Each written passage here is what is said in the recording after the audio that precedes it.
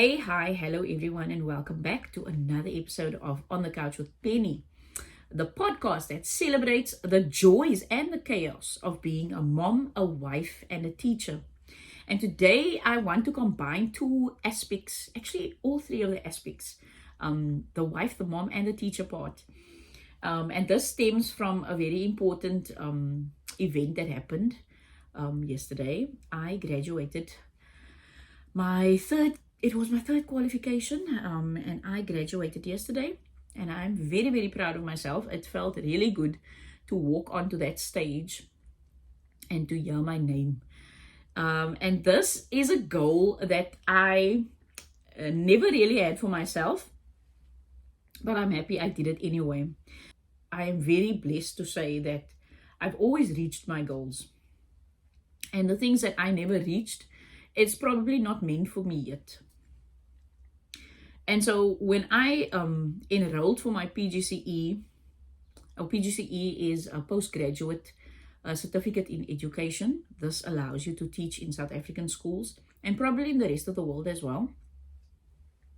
But when I enrolled as a student at this particular university, it wasn't something that I really wanted. And let me begin at the beginning, at the start, and tell you how this came about. So after university, or during my university years, I wasn't sure what I was going to do. I started studying with the intention of just getting a qualification because that is what my dad really wanted me to have. And in my third year, the fees became too much, and I spoke to the professors in the specific faculty, and he then said to me, but he has a job for me. He can offer me a tutoring position, and that will then in turn help me pay off my fees. And I also, in that same year, was blessed enough to get a few bursaries. But then I was obviously obligated to study Afrikaans. And I didn't mind because I was quite fond of what I was learning in Afrikaans. It was very interesting. And then I started working as a tutor, and this is where I actually found my love for teaching. I knew that it is something that I could do, but I wasn't really, that wasn't the field that I was thinking about. I wanted to be in business. But then I started tutoring in the Afrikaans department at UWC, and it was a very enjoyable experience. And I realized that, yeah, this is actually what I'm supposed to be doing because, I'm really enjoying it. And after my third year, I obviously now had to choose between, am I going to do the PGCE, which is the postgraduate certificate in education, which will allow me to teach, or am I going to do honors? And the choice for me was between starting my career, and the other choice was getting to travel. The university, the choice was, if I do choose to do my PGC, I'm on my own, that's fine. And my dad would have to pay for that. And if I do the honors degree in Afrikaans, I would then stand a chance of getting another bursary, but I would also then get the opportunity to travel to the Netherlands and to Belgium. It wasn't even something to consider for me. It was just a hell yes, I'm doing my honors in Afrikaans and I'm going overseas in klaar. This is my opportunity. And that is exactly what I did. And after I passed my honors, my dad said to me, listen here, you now have to go and work. You have to go and look for a job now. I was not really sure what I was going to do with my qualification or what I could do, but I knew I could teach. That is what my strong point was, That is the skill that I acquired while I was tutoring, and this is something that I feel like I'm really, really good at. And I felt very passionate about the language at that time. And so I thought, no, man, I want to be a teacher. Many of my family members are teachers, and I look up to them. And it seemed like something that I was supposed to do. I went to my dad and I said to him, okay, Dad, this is what I want to do. I want to be a teacher. And he said to me, fine, go and teach. And I was like, no, but I don't have the qualification and whatever. And he said to me, listen here, if that is the job you want, go. In Afrikaans, he said to me, gaan met geloof en gaan haal jou werk. Okay, so go with faith. That's faith, denk ek. Yeah, and go and get your job. I walked into the interview. It took a while for me to obviously get an interview. And then in February 2012, I went for my first interview, and I got the job. I was ecstatic, but I knew nothing about teaching at all. All I knew was I know how to teach, but all of the other things that was coupled with teaching, I didn't know about. But I was ready to learn because, hey, this was exciting stuff for me.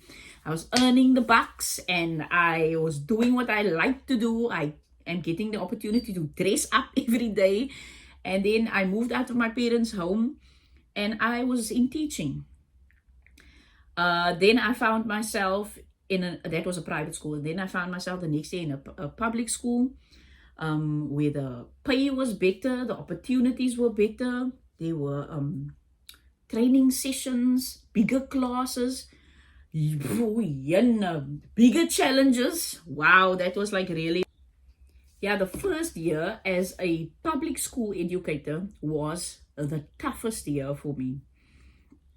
I was in an area where it was hectic. Let me just say it was hectic.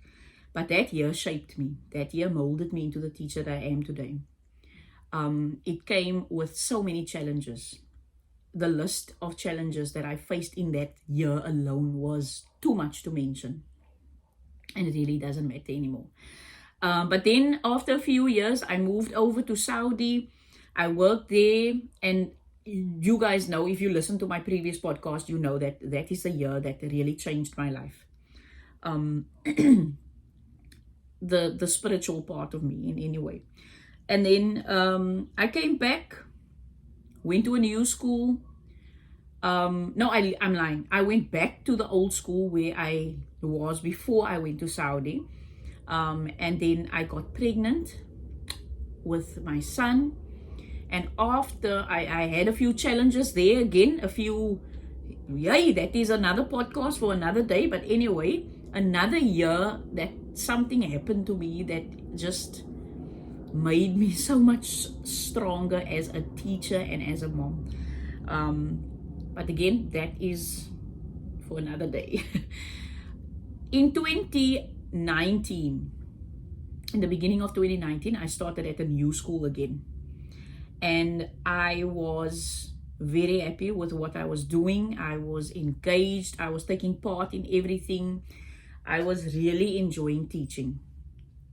And I then got into a position of leadership, but was then told by my colleagues, some of my colleagues, that, well, I'm not qualified. So there was a lot of tension and a lot of belittling going on at that stage.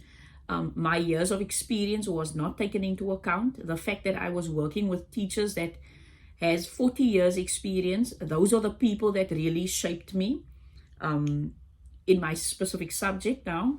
And I had a lot to offer. I was willing to learn, and I wanted to grow. And I had so much negativity coming to me. I had so much teenkanting. Wat is teenkanting in Engels? That it wasn't a nice place to be. But I just went on with doing what I was doing.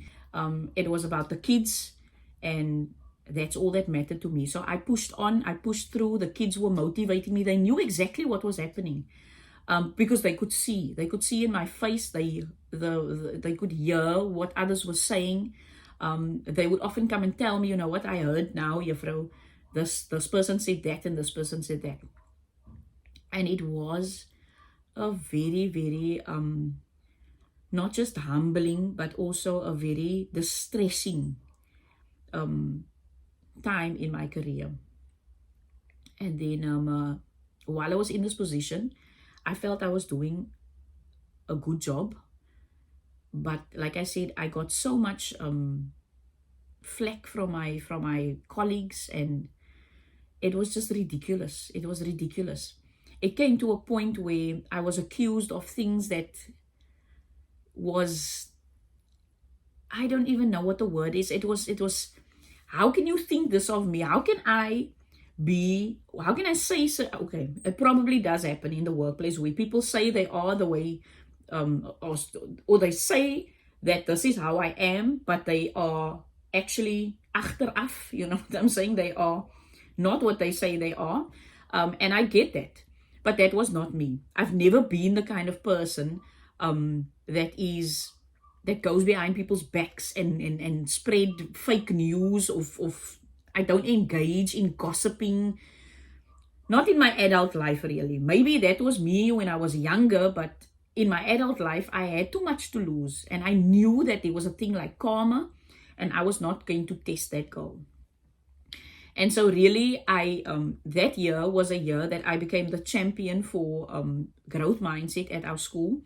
And the word integrity was explained to me.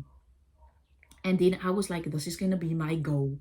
I want to be a person of integrity so that no one can really say something negative about me. Ha! Lo and behold, the negativity was spread throughout. Anyway, long story short, it got to a point where I was in such a deep depression. I was thinking about, ending my life, but I thought about my kids after, and yeah, it was a distressing time for me. I would come home and I would cry, and the people that were surrounding me was just not good for me. And then one day I was called into the office, and they said to me, but listen here, we are going to have to strip you from your position now because certain people feel you are not qualified. And then I was very emotional. I was in not awe, but I was so shocked. I was so shocked because I knew I was doing a good job. I know that I'm a very positive person and that I have a lot to learn, but I also have a lot to offer, and I am willing to learn. I'm willing to grow here. Teach me. But what I had to offer wasn't important because it just wasn't important. The negativity was bigger than what I was. I accepted the fact that I was now going to be basically demoted, and I then was told that, look here, man, get your qualification, get your PGCE so that no one can ever say this to you again. I refused. I did not want to do it because I felt like if I was going to study teaching, it was going to ruin me as a teacher. It was going to ruin the way I viewed certain things. I was teaching from a place of experience, and I was teaching from a place of love, and I was scared that would be stripped from me when I go into education. And I didn't agree with a lot of the things that other colleagues of mine were doing. I didn't agree with how they say they were taught to teach. I wasn't taught to teach. It was something that came naturally to me. And again, I might be stepping on people's toes, but listen here, man. I am an adult now. I have reached the point, and I'm going to say this again, and I've said this before, I've reached the point where the opinion of you or your opinion of me, it really doesn't faze me anymore. It really doesn't faze me. If you feel offended by what I'm saying, that is op jou. Because for the longest time, I have been considering other people's feelings. One of my aunts said to me yesterday, oh my goodness, I didn't know that you were being kept. You didn't even say anything. And I said to her, you know what? I didn't want to say anything because I am doing, I would rather do things first and then say, oh, look here, this is what I did. Instead of saying, oh, this is what I'm gonna do, and I have a whole bunch of people praying against me. And yeah, this is what the negativity did to me in a span of like 4 years. It completely changed who I was, the way I was thinking in Alice. Anyway, so I was basically forced to do my PGCE, and because of job security at the end of the day. For the longest time, I was fine teaching without a degree, and now it was said to me that if you don't get this degree, then kan ze nie meer hier werk nie. And so what was I going to do? This was my life. Teaching was my life. So I enrolled, started studying, and I said to myself, I am going to kill this. I'm going to listen here. I'm going to just blow this out of the park here. I started off excellently. Look, cakey, really.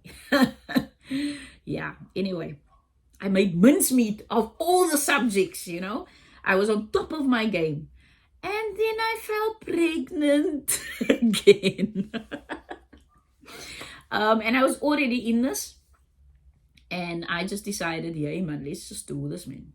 I've always been able to survive everything, and I will survive this too. I've always been able to meet my goals, and we're just gonna do this.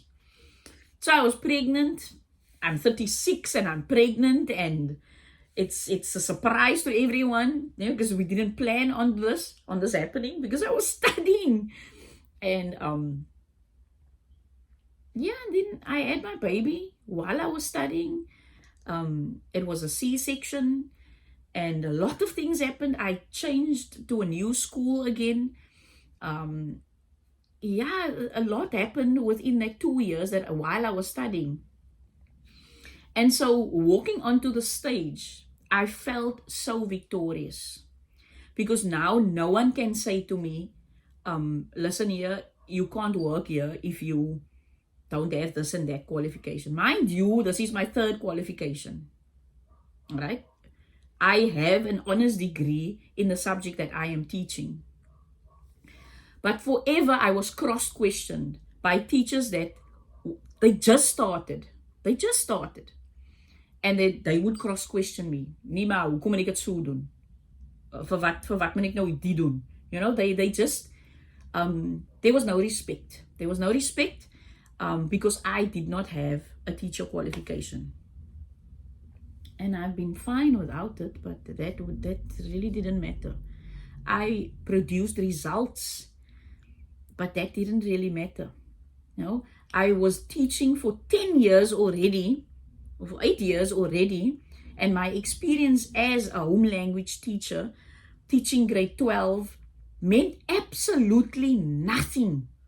My whole reputation was tainted by what was being said about me, and the main fact was that Quinita is gekwalifiseerd nie. Rousseau is gekwalifiseerd nie. It was just that thing. Just the fact that I did not have a stupid piece of paper to say that I'm actually a teacher. And yesterday when I posted on my status that I'm finally a real teacher, people said to me, and what was most important to me is my learner saying this to me. Sy was altyd 'n juffrou. You've always been a juffrou. You've always been the best teacher I know. And that is what carried me through every single year. Against all the negativity that came from colleagues, that came from everywhere, my learners were always that light. And now I'm not speaking about at home. That has always been fine. I've always had 100% support from my husband, and he was just such a trooper through this whole studying process. He took over the duties at home. He would allow me to be in my son's room, which was in my office, to sit there and do what I have to do. He would keep the kids away from me. He would come in, he would bring me the food. He was just the most supportive ever. And I am so, so grateful for that. When I went through all the different things, he was there. He was always supporting me through all of this, always encouraging me.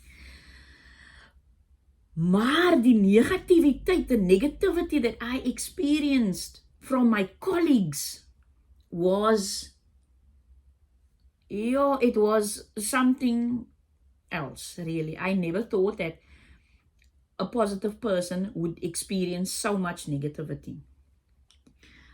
So this to me is a true victory. And if I can do this, I feel like you can do this too. You can probably tell that I am very passionate about what I'm saying. This is not a story that I really share with everyone. And because it's such a, it takes me back to a very dark time in my career.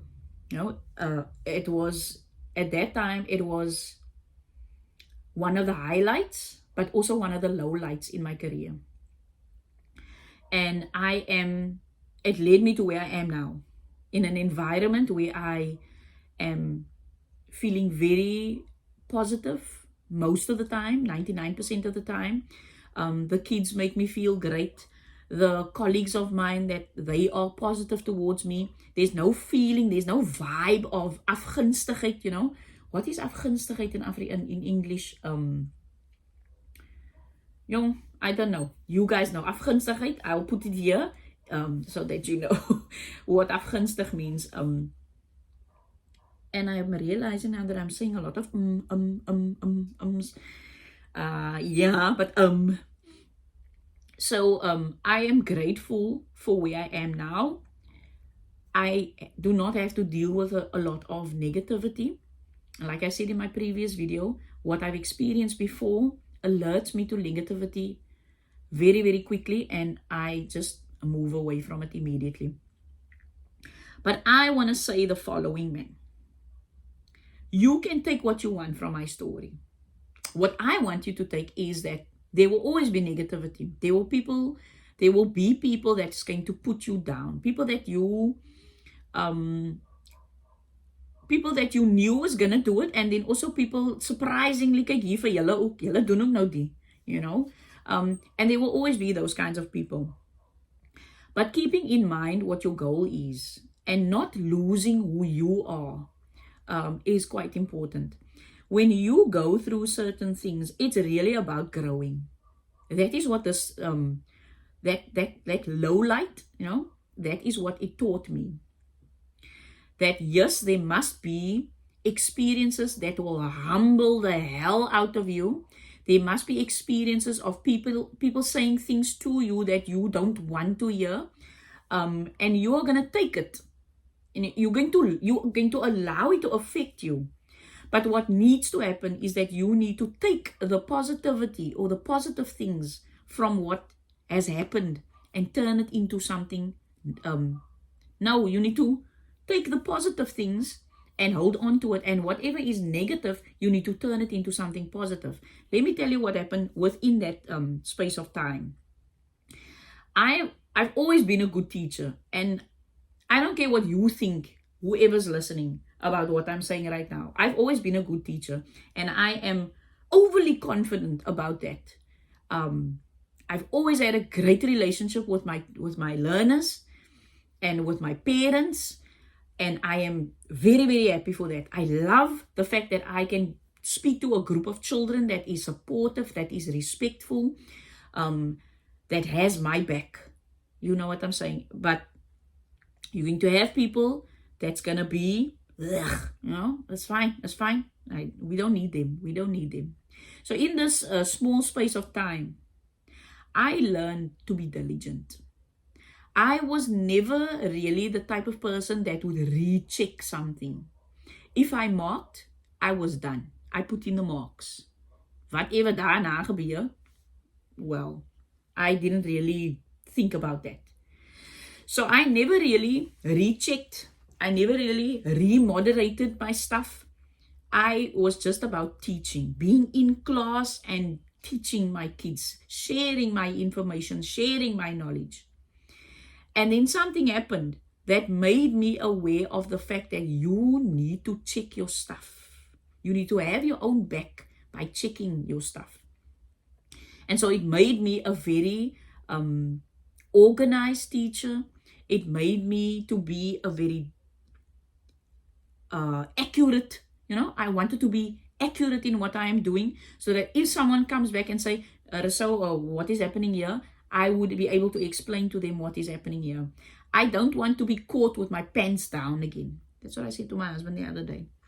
I will never allow someone to catch me with my pants down again. I'm so sorry. I'm going to do my best every single time. And that is what that specific 4 years of negativity has taught me. And I'm never going to go back to that person again. I want to say I was a little bit cocky at that time, like, yeah, I got this, and hier gaat ek geskei word, this is my thing and whatever. And I, at that moment, I had the thought that I was the best. Or not I was the best, but I was doing my best. And I realized when I look back, I wasn't doing my best. I was giving about 85%. And what happened was, stuff happened, and it taught me to give 100%. And where I am now, that is what is expected. So it's not difficult for me to give 100%. So yeah, people, that is my story and my small little journey that brought me to my graduation yesterday. A very victorious moment for me. Take the negativity and turn it into something positive. Let that be fuel to your fire, instead of letting it be sand on your fire. I think you get what I'm saying. Dark times can lead to very, very sunny days. My words are escaping me again. But yeah, I do think that what I've learned from this experience is to be the best that I can be, like really be the best. Really checking all the boxes, and it just showed me that, look here, whatever you take on, whatever goal you set for yourself, you will definitely reach it. No matter what is happening around you, if you have the proper mindset, then you will be able to reach your goals. It's going to take a lot of effort. It's going to take a lot of energy. It's going to take some people that's going to pull you down. En sy moet maar net weer kruip. Sy moet maar net weer vir jou uitkruip haasel. So here is my message to everyone listening today. I want to group you into groups. Firstly, I want to start off with my parents. I thank you for always believing in me and always allowing me the opportunity to do what I have to do to grow. Looking after my kids, making some food and sending some food, and supporting me and my husband whenever I was working on something. So I thank you for that. And secondly, I want to thank my husband for being super, super supportive, for always saying the right things. And when you said the wrong things, it was the right thing at that time too. For listening to all the essays that I was reading, for listening when I was sharing information that I found interesting, and just being a super trooper throughout, there's really no words that can express how grateful I am for your support through the last 2 years. And the other years as well, but we're talking about the last 2 years now. Then, to the colleagues that led me to go and study, or to the colleagues that pushed me to go and do this PGC. Thank you. Thank you for that. Thank you for that. Because it is because of your negativity that I made that decision. And so now no one can ever say that you are not a qualified teacher, because ek is nou qualified. Ek is nou qualified. And still, I'm going to be the best that I can be. Ek weet nie van jou af nie. Thank you so much for all the congratulations and the support and the beautiful words. I really appreciate that. You guys don't know my journey, but you are now a part of my journey, and you've only been a positive part of my journey. So I'm grateful for that. To my previous principal who said to me, Juffrou Rousseau, gaan maak klaar jou studies. Gaan doen die ding. I thank you. I thank you for believing in the fact that I am a good teacher. I thank you for everything that you have taught me so far. I've really learned a lot from that 4 years. Spending so much time with you, I decided after that I want to be a principal.